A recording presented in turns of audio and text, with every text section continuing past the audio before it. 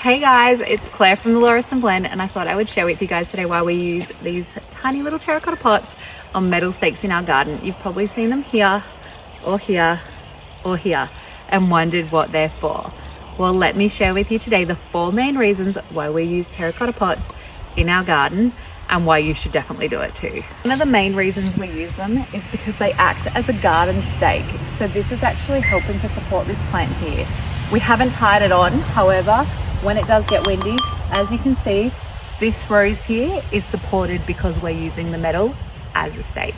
In terms of why we actually are using these, let me just say, when I'm here pruning roses like this, and I've got my head going down, this also acts as a safety barrier, so I don't stab my eyes or my face, and they act as a marker as to where my main plants that I want to prune are. Now, whilst the science has been around for a long time, it is still evolving.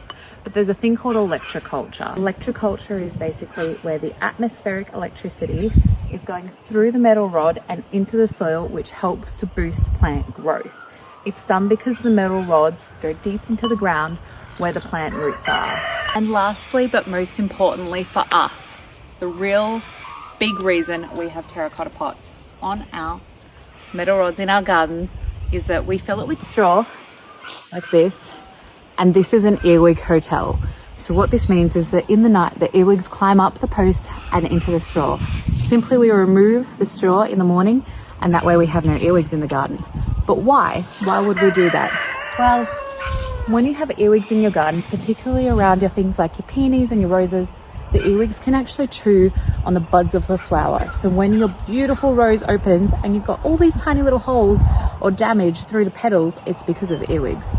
This is a really easy way that helps serve a purpose in our garden that means we don't have earwigs. We love the cottage aesthetic that having these tiny little terracotta pots on our post does for our garden. It completes the vibe for us, and it's definitely something you should try in your gardens.